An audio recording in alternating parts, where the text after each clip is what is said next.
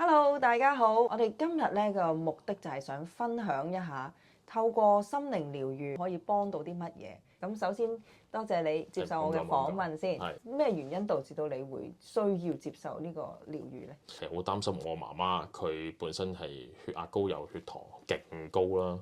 咁尤其是血糖問題，佢纏繞咗好多年嘅。我都幫佢做買一隻血糖貼喺手臂嘅。咁我24小時係監測住佢血糖。咁個數值咧係去到咧23.4嘅，佢夠膽死去到23.4。正常嘅血糖咧係5至8左右嘅。咁我都話喂，不如篤手指睇下啦，篤手指會再準啲。佢都係出到個數咧係20幾咁樣嘅。咁我係好擔心，前多2年度啦，佢經常咧係篤手指咧係好高嘅數值，試過有一次係出唔到數嘅，篤手指喺嗰個數值係去到 high 嘅，個標寫住 high 嘅，咁我係一直擔心咗好耐，翻到嚟啦，今日同阿 Amanda 傾開偈之後咧，佢就話不如做一次療愈，然後就同我喺英國呢邊做咗療愈，就關於係我想幫我媽媽去改善佢血糖嗰個嘅狀況啦。咁做咗個幾鐘頭。之後咧，慢慢地咧，我媽嘅血糖咧，我睇住我電話個數據咧係落嘅，不斷落嘅。佢本身佢個血糖咧，佢打血糖針打胰島素咧，日頭打28度，夜晚係打18度嘅，即係最勁嗰陣時啊。佢亦都有3粒血糖藥要食嘅。好啦，到今日咧佢嘅平均數值咧係講緊係大概係維持喺7至8左右啦。血糖藥係變咗2粒。而佢一日咧係只係打10度嘅胰島素嘅啫，1針過嘅啫，冇噶啦。咁係大大改善得好緊要。嗱，我解釋唔到嘅，我都唔知點解會咁樣。但係做咗次療愈之後咧，係好明顯地改善咗。而醫生都冇任何嗰個嘅理據或者係有啲咩嘅 comment 話，哦，你身體有啲咩改善咗啊？點啊？所以個血糖就減咗啊？冇嘅。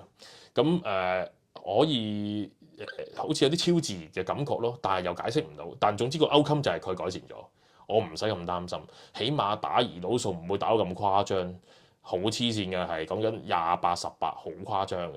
而家係10度嘅啫，托賴血糖改善咗，佢起碼我冇咁擔心先。咁媽媽呢個情況咧，即係由幾時開始咧？佢血糖跟咗佢8、9年到噶啦，咁一直越嚟越差，至到係前年嘅時候咧，我初翻去嗰陣時，因為我哥出咗事，咁我就翻咗去啦，亦都知道咗原來佢血糖係去到咁差嘅，所以我 keep 住買個血糖手臂貼住，咁啊24小時監測，先知道原來佢去到成20幾度嘅，即係衰極都16、7度啊，好誇張。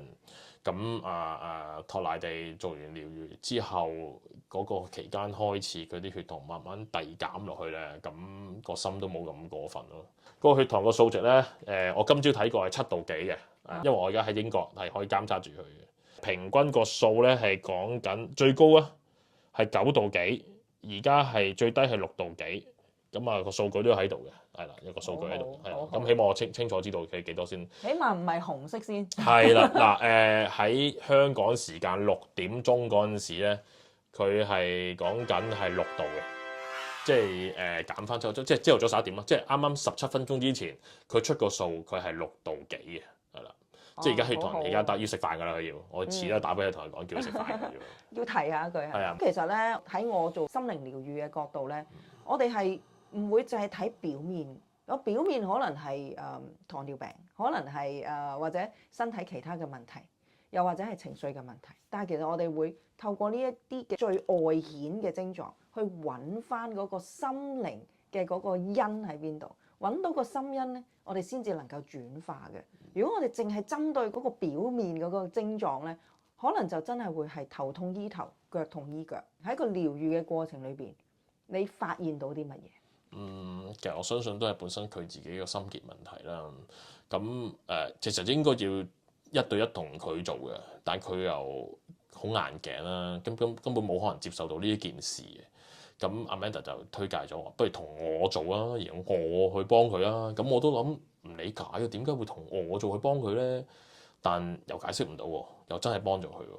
咁呢個我諗如果有興趣，我諗大家同 Amanda 傾下啦，自己1對1，真係解釋唔到嘅。但總之個 outcome就而家佢個血糖係改善咗，跟咗好多年㗎啦，解釋唔到啊真係。我哋每個人咧，我哋都可能係有一啲功課帶咗嚟嘅。譬如我同某一個人嘅姻緣，又或者我同另一半嘅關係，我同仔女嘅關係，呢一刻你可能覺得唔舒服，接受唔到。但係其實如果你轉一轉個念，他日當你療癒咗自己嘅時候，你會好感恩有呢個機會，俾你去重新去審視下你同另一個人嘅關係，又或者你同自己嘅關係，從而去幫自己有一啲嘅覺醒，有一啲嘅提升。其實我哋嚟到呢個世界就係為咗成長，為咗去學習。咁所以喺呢一個過程裏邊咧，我哋係以愛啦，去慈悲啦，去協助自己。好啦，喺呢個過程咧，其實我嘅角色咧就好似一盞燈。Morris 咧，佢就係透過佢提住呢盞燈去穿越一個黑暗嘅一個森林。咁好開心啦！個過程裏邊咧，阿 Morris 自己揾到條路，帶領媽媽離開咗嗰個狀態。咁而家除咗喺數據上邊啦，見到媽媽有好大嘅提升啦、改善啦，除此之外咧，好似對個心結都有啲影響，係咪啊？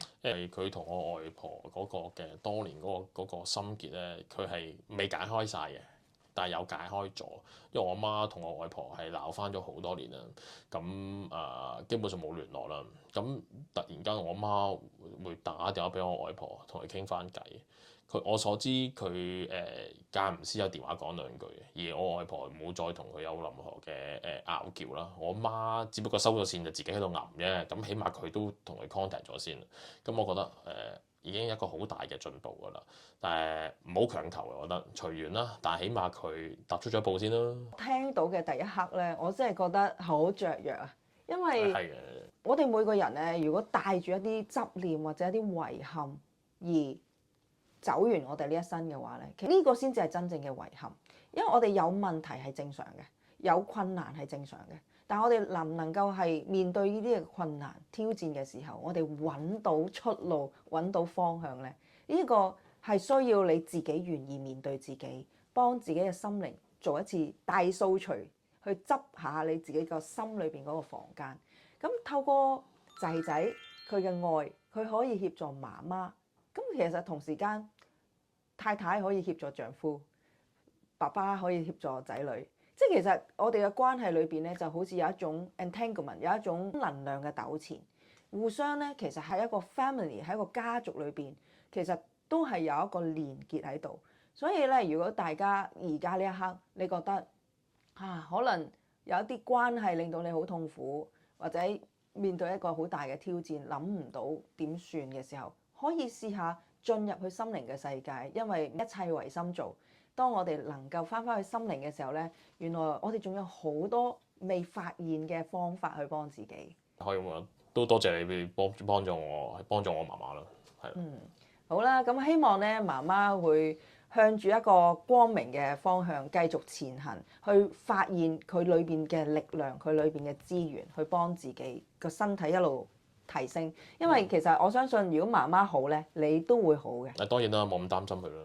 係啊，咁我自己生活嘅壓力都冇咁大啦，會一定係嘅。係啊，好多朋友仔可能佢哋對心靈療愈咧未係好認識嘅。第一次嘅時候，你會唔會驚㗎？冇驚，因為嗰第一次就係我哥出事嘅時候，根本上我都冇諗任何嘢。咁總之有啲咩嘢做得到就做啦。我就會咁樣諗，好 straightforward 嘅，冇諗任何咩神怪啊、超自然啊、唔科學啊各樣啊。我純粹覺得做啦，做啦，做咗先啦，冇諗咁多住啦。喺我哋呢3次做療愈嘅過程咧，進入咗心靈世界嘅時候咧，個場域俾你咩感覺？又唔係話虛幻嘅，而係好似有種光芒喺度嘅，先有黑暗再有光芒嘅感覺咁樣。但係唔係一個好實在，我而家望得到個景象咁樣，好似有啲白蒙蒙啊，跟住有個你想見到嘅人就係我哥啦，見到我阿媽啦。咁但係佢唔係一個好實體嘅，但係有把聲佢係會講出嚟嘅，喺個腦海出現嘅。咁你會同佢對話到咯。咁對話完之後咧，你冇諗有陣時佢啲答案你冇諗過，其實佢個答案就係依樣嘢，或者佢嘅對答嘅內容你冇諗過嘅。咁但係講完之後，咁阿 Amanda 佢引導咗我去點樣去再同佢去溝通，然後再點樣去結尾。咁成件事最尾完嗰下咧，好似成身好似好熱、好好光好暖嘅感覺咁樣嘅，解釋唔到嘅，出汗添。咁之後啲嘢就慢慢開始有見效，但唔係一個砰一聲由0去到1，唔係嘅，係呢啲時間累積嘅，亦都係解釋唔到嘅呢個係。呢個係一個心靈學習嘅過程。我哋以一種高能量嘅狀態去協助個案自己去療愈佢自己。咁我嘅角色就好似一盞燈咁，協助你哋睇見心靈嘅房間。原來而家係咁嘅狀況喎，我可以選擇做啲乜嘢呢？咁我呢，作為一盞燈呢，我哋唔會有任何意見俾你嘅，係你自己決定你嘅人生。咁你有冇啲乜嘢想鼓勵下而家可能好迷茫，覺得好人生好黑暗、好難行落去嘅人？你有啲乜嘢想同佢哋講？首先唔好咁灰先。方法總比問題多嘅。自己解決到可以自己解決嘅冇問題，勇敢面對啦。但若果真係解決唔到，記得出聲。不論揾邊個都好啦，最尾解決唔到嘅可以試下揾阿 Amanda 傾下偈嘅。我覺得傾偈係會幫到，有啲人就會選擇做一啲心靈啊，或者係心理啊，甚至精神科啊去幫手嘅。唔係話唔得嘅，只不過就話方法比問題多咯。咁同 Amanda 傾完之後，血糖呢件事就已經唔係喺醫學角度上解決咗，而係唔知點解決咗。而總之佢個 outcome 而家係改善咗好多嘅，起碼我唔使咁擔心佢食嘅嘢，起碼佢個食嗰個闊度大啲先啦。關於血糖嘅飲食嘅上面，咁就算佢食到幾高都好，都係十鬆啲啫，咁都有 quota 啊，係咪先？你之前佢20幾，你直叫佢唔好食嘢添啊，即係你好早喺度同我瞓覺但慢慢回落咁樣咯。咁呢個真係解釋唔到嘅。咁其實喺呢一個淨係以你呢個 case 嚟講咧，其實媽媽開心咗，佢有多咗個自由度，同埋即係活得更加健康呢樣嘢咧，我哋都覺得已經好感恩。係。Maurice， 你想唔想介紹下你自己啊？我喺英國曼城係幫人驗樓嘅，我係Chartered Surveyor 嚟嘅。咁如果大家需要買樓要驗樓揾我啦。咁如果間屋有啲咩問題，例如有滲水啊，或者係間屋嗰啲嘅維修上想問關於點樣處理嘅，都揾我啦。咁唔使擔心嘅，有啲咩可以電話講或者 WhatsApp 同我講得嘅。其實我哋某程度上咧都係工作上嘅類型都幾似，我哋大家都可以透過我哋嘅專業咧去幫大家去 assess 一下，你就係物質世界嘅屋，而我咧就係心靈世界嗰間屋，究竟有冇啲位漏緊水啊？如果漏水咧，其實你要揾到個根源，而唔係淨係諗辦法去補咗嗰埲牆，因為你補咗呢埲牆咧，嗰啲水咧佢會喺另一間房出嘅。所以我哋係揾根源，而唔係淨係處理嗰一個小小嘅問題。我哋係處理個根源，所以呢個就係最重要嘅。而 Maurice 咧就可以幫你去 assess 一下嗰間屋究竟值唔值得投資，值唔值得去住。好即係避開啲高危嘅維修費高昂嘅物業啦，或者係真係出咗事嘅時候，你點樣去維修呢件事啦？嗰個智慧就係在於你識唔識得揀啊！你揀乜嘢方法去幫自己，揾唔揾到一個專業嘅人去幫你去驗樓一樣。咁多謝大家今日嘅收看，我哋遲啲再見，拜拜。